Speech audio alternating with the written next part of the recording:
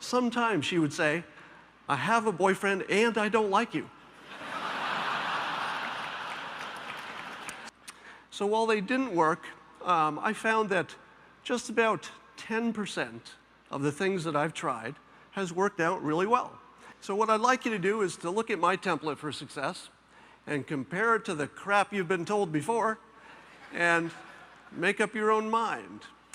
Now, as it turns out, because most of the things I tried were sort of high-risk, high-reward types of things, you would really expect most of them wouldn't work, but a few of them did. One of them was this, the Dilbert comic. Wearable computing is the next big thing.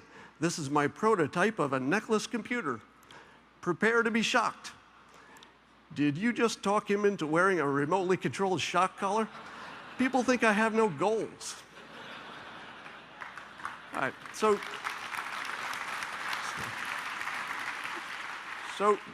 speaking of goals, 100 years ago, when things were simple, goals made a lot of sense, right? So if you were a farmer and you said to yourself, I think I need to clear 40 acres before winter, and that was your goal, that was very clear, it was simple. You knew that your farm next year would look a lot like your farm this year, with the exception of the 40 acres that you cleared. Everything was kind of predictable, it was simple.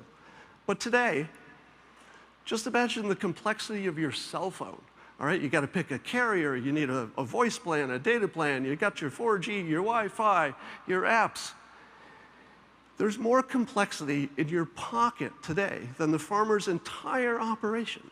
So in this context of today, where everything's changing, you know, your life is changing, at the same time the environment is changing, having a goal is sort of like being on a horse that's galloping with a bow and arrow, and you're trying to shoot at a target that's somewhere off in the forest, in the fog.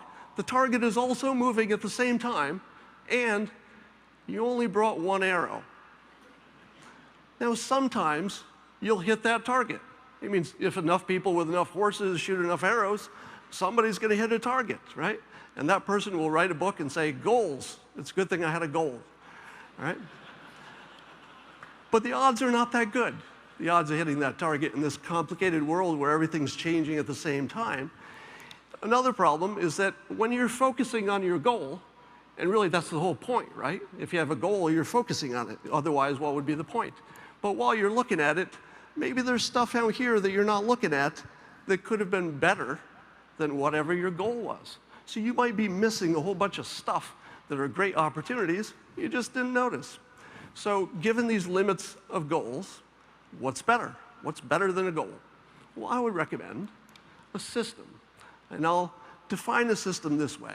So it's something that you do on a regular basis that improves your odds, but not in a way that has a specific goal. In other words, your odds of success are better, but you don't know exactly where this is heading yet. And importantly, and this is really the key to it, you want to make sure that your personal value is increasing even if your projects are failing miserably. Because in the long run, that improvement in your value and the odds are going to work out well. Let me give you some examples of a system versus a goal. When I was in high school, I had a friend, Manuel. Manuel and I both liked girls, and we both wanted to have girlfriends. But we had two very different approaches to this. I had what I would call sort of a goal-oriented approach at the time. I would pick a specific girl that I thought I wanted to make my girlfriend. And I would spend months trying to figure out how to run into her accidentally and find out who her friends are and what interests she had. And after my months of planning and preparation, usually I would discover that one of three outcomes were possible. Number one, she would say, I have a boyfriend. Number two, she would say, I do not like you. But sometimes, and this is the important part, sometimes, and it didn't happen a lot, sometimes she would say, I have a boyfriend and I don't like you. So on the plus side, I did not contribute to teen pregnancy whatsoever. My friend Manuel had a completely different approach. He had more of a systems approach. He would go into a room full of women or girls, and he would say to each one of them, "Would you like to be my girlfriend?" Or "Would you like to be my girlfriend?" Or words to that effect. And of course, his failure rate was tremendous, but because of the law of numbers, he would usually find somebody who would say yes. But this isn't a story about just the law of numbers. That part is somewhat obvious. What was interesting is that every time Manuel went through his process, he was learning a skill. He was learning which pickup lines were working best. He was kind of doing A/B testing on these girls. And he was also learning to take rejection, so that no matter what happened, he was becoming more valuable as it went. Here's another example. I've got a friend who was my tennis partner who had a process that I'd never seen before. He would interview for jobs that he didn't want. They would be jobs that paid substantially less than he was already making, or jobs that had unpleasant commutes. There were things he would never take, even if offered to him.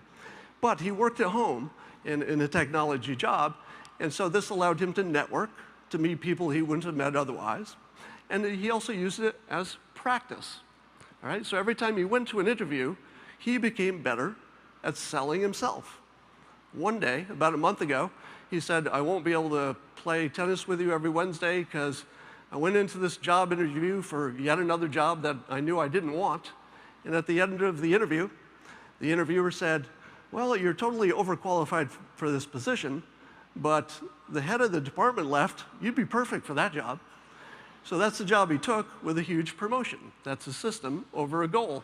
He didn't go in there for that job, but he increased his odds every time he followed his system.